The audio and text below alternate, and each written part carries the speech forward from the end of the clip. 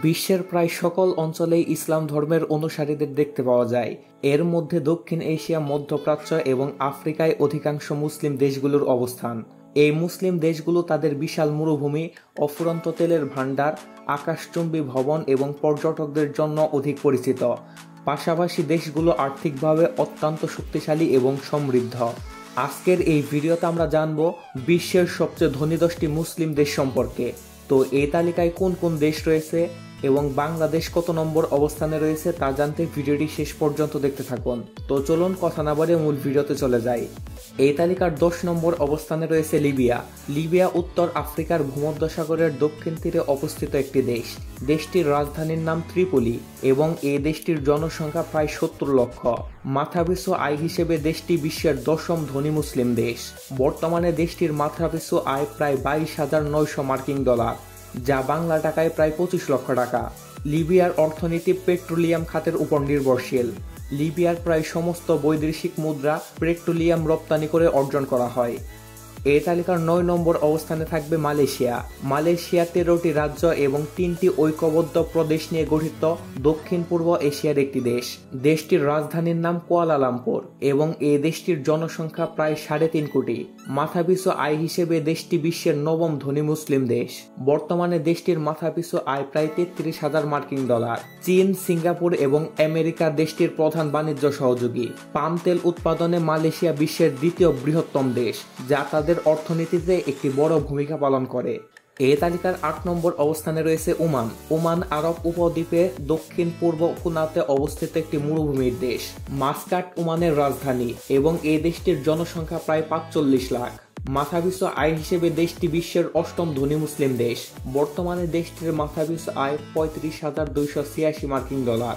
ওমানের শতকরা 80 ভাগেরও বেশি এলাকা মরুভূমি এবং 15% পর্বত এবং মাত্র 3% উপকূলীয় সমভূমি। এই দেশের বেশিরভাগ লোকালয় সমুদ্র উপকূলে অবস্থিত, তাই ওমানের অর্থনীতি প্রধানত তাদের তেল খাতকে কেন্দ্র করে গড়ে উঠেছে। পাশাপাশি উপকূলীয় অঞ্চলে মাছ ধরা এবং সমুদ্র পথের ব্যবসায়িক কার্যক্রম ধারা তাদের অর্থনীতিকে শক্তিশালী করেছে। এই তালিকার 7 নম্বর অবস্থানে থাকবে তুরস্ক। তুরস্ক একটি ইউরেশিয়ান দেশ, যা পশ্চিম এশিয়া ও দক্ষিণ পূর্ব ইউরোপে অবস্থিত। দেশটির রাজধানী আসকারা এবং এই দেশটির জনসংখ্যা প্রায় 8.5 কোটি। মাথাপিছু আয় হিসেবে দেশটি বিশ্বের 7ম ধনী মুসলিম দেশ। বর্তমানে দেশটির মাথাপিছু আয় প্রায় 41,000 মার্কিন ডলার। কৃষি শিল্প এবং সেবা খাত ছাড়াও তুরস্কের পর্যটক শিল্প দেশটির অর্থনীতিতে বড় ধরনের অবদান রাখে।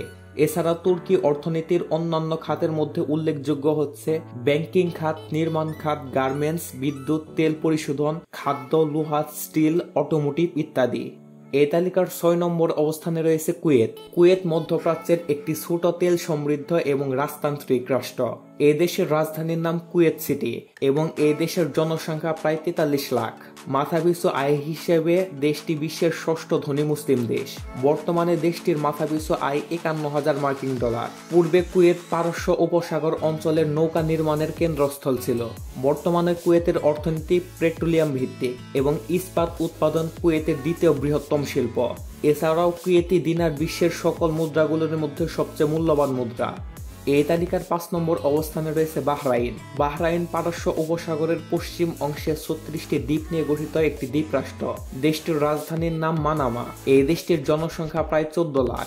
মাথাপিছু আয় হিসেবে দেশটি বিশ্বের 5ম ধনী মুসলিম দেশ। বর্তমানে দেশটির মাথাপিছু আয় 57,000 মার্কিন ডলার। বাহরাইনের অর্থনীতি প্রধানত পেট্রোলিয়াম উৎপাদন, প্রক্রিয়াকরণ এবং রিফাইনিং এর উপর নির্ভরশীল। এই দেশের শুধুমাত্র 1% ভূমি চাষযোগ্য হয়, তারা নিজেদের প্রয়োজনীয় খাদ্য নিজেরা উৎপাদন করতে পারে না। এক্ষেত্রে দেশটি আমদানির উপর নির্ভরশীল। এই তালিকার 4 নম্বর অবস্থানে রয়েছে সৌদি আরব। সৌদি আরব মধ্যপ্রাচ্যের একটি সার্বভৌম আরব রাষ্ট্র, যা বিশ্বের 3য় বৃহত্তম মুসলিম দেশ।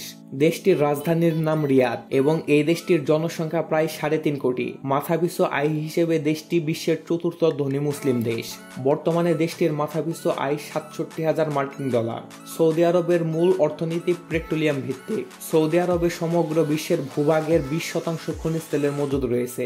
এছাড়াও সৌদি আরব ইসলামের পবিত্রতম স্থানগুলির মধ্যে অন্যতম, তাই প্রতি বছর লক্ষ লক্ষ মানুষ হজ করার জন্য এদেশে আসেন, যা দেশটির অর্থনীতিতে বিশাল ভূমিকা রাখে।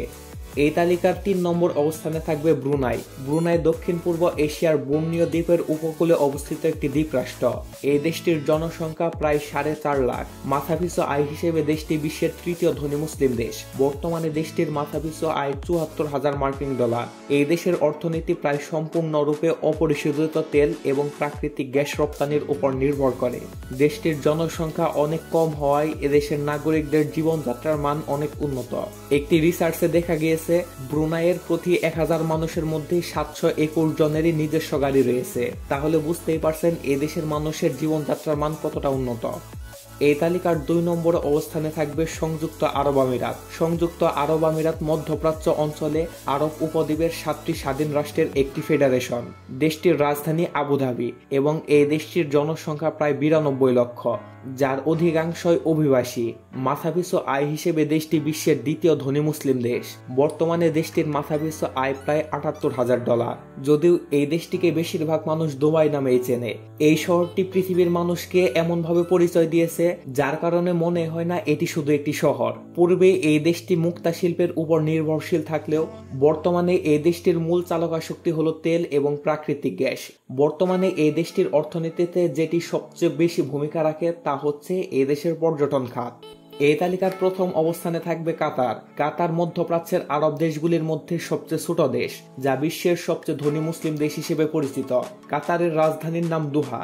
এই দেশটির জনসংখ্যা প্রায় 25.5 লাখ। বর্তমানে দেশটির মাথাপিছু আয় প্রায় $1,13,000।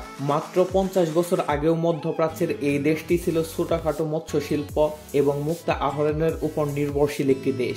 কিন্তু গত 2 দশকে দেশটি তেল রপ্তানির বিশ্বকেন্দ্রে পরিণত হয়েছে।